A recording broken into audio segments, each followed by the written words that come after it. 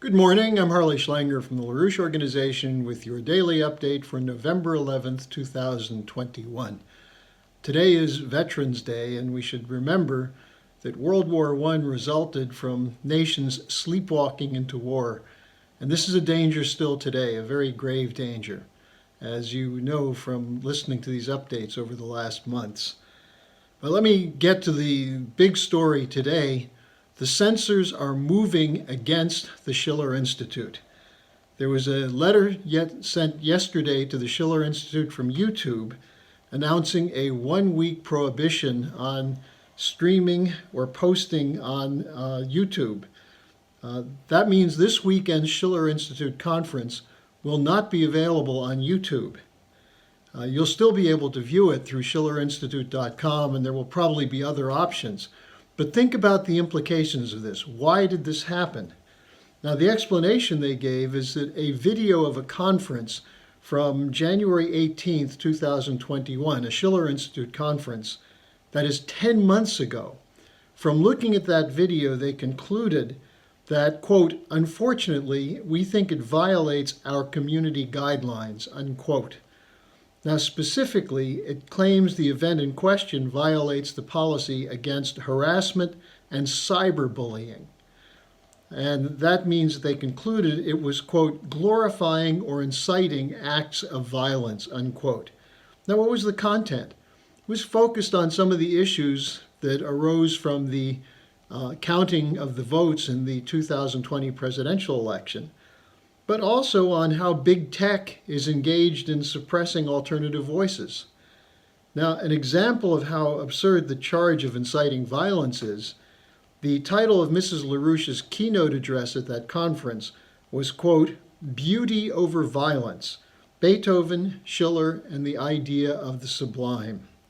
So this is an arbitrary decision in that it's not arbitrary at all.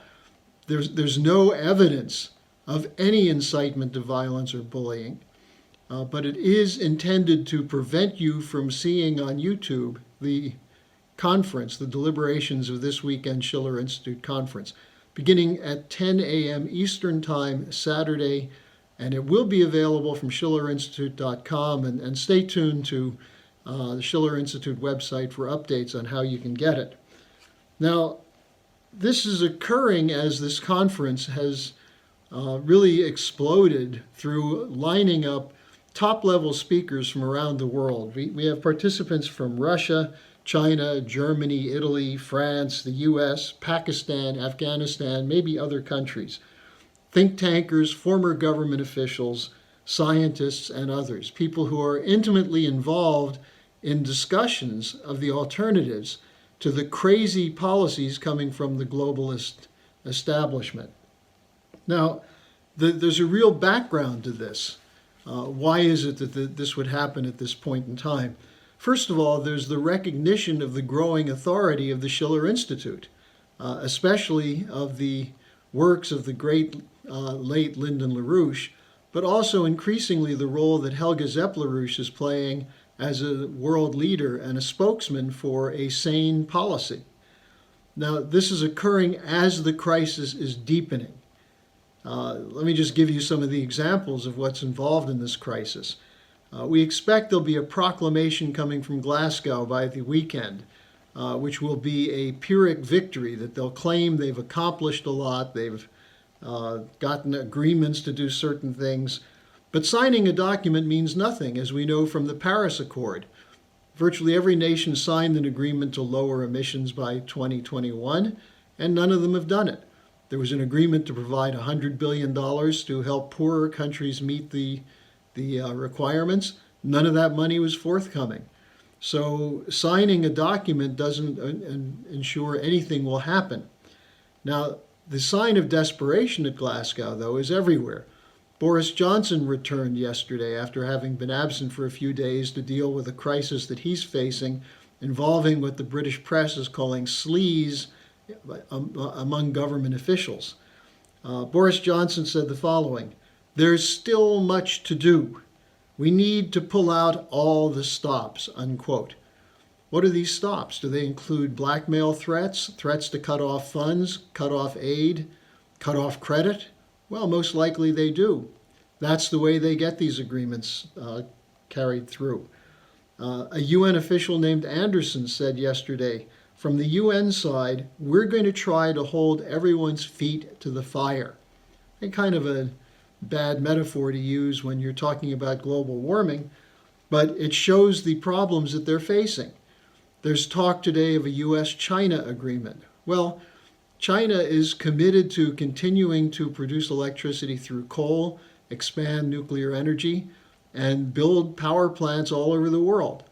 So the Chinese view is that what they're doing with coal and nuclear does not have any effect on so-called climate change.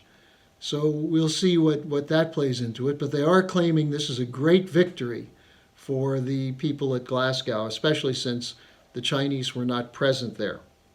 Now, what are some of the other problems that are coming to a head?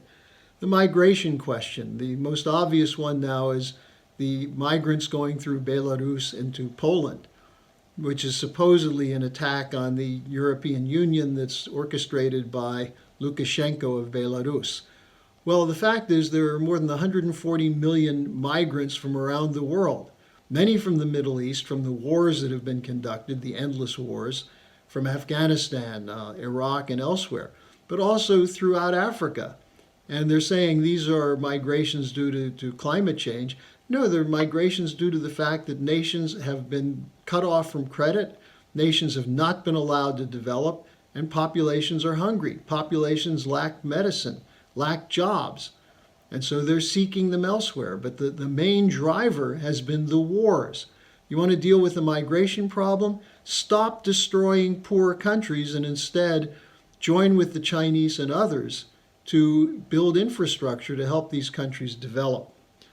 Now, meanwhile, there are warlike maneuvers going on in the Black Sea.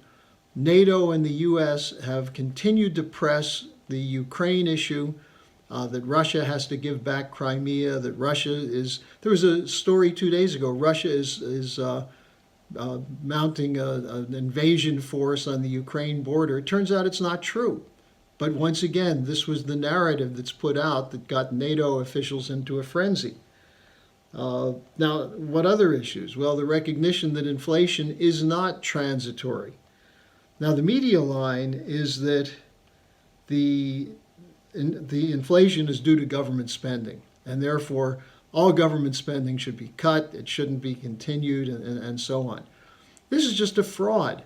The government is spending more money because we're coming through a very serious pandemic that had profound economic impact, including on millions of Americans. But it also has to do with the fact that the dollar is declining. Why is that?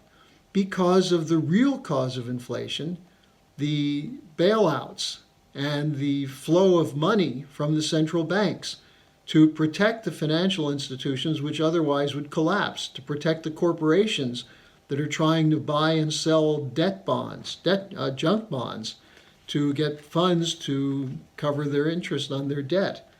This is the repo policy, the quantitative easing policy. That's why there's inflation. That's what we said from the beginning.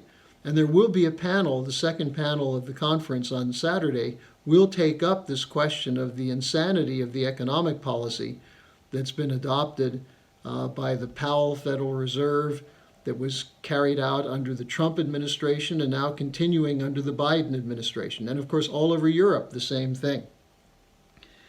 Now, and we'll also present the alternative, how economic development, real investment, is the way you break the inflation problem and you force the speculators to eat their losses. You don't have governments bail them out.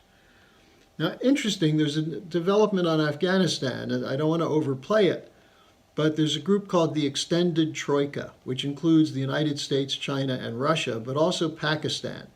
They'll be meeting today in Islamabad, and they're going to reconfirm, or reaffirm, I should say, that they're not about to recognize a Taliban government until it meets certain conditions.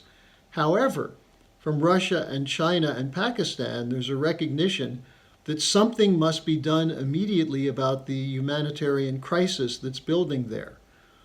Now, the fact that the United States is participating this time is an important sign. It's a signal that the U.S. recognizes that something must be done.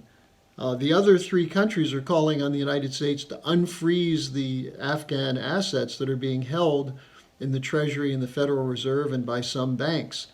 This would be absolutely crucial. The Schiller Institute has a call that you can sign on our website that calls for the unfreezing of the funds.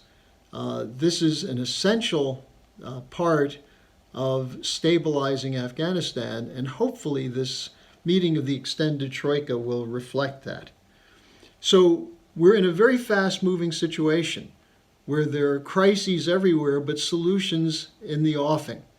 And at the center of this has been the Schiller Institute with our mobilization around real economic policy, revitalization of the physical economy, and at the same time, our identification of what's the cause of this problem, the role of the British, the role of the intelligence community in the United States, the City of London, and Wall Street. So join us this weekend. We'll get this conference out to you one way or the other, and check with us on the Schiller Institute to make sure you can be a part of it.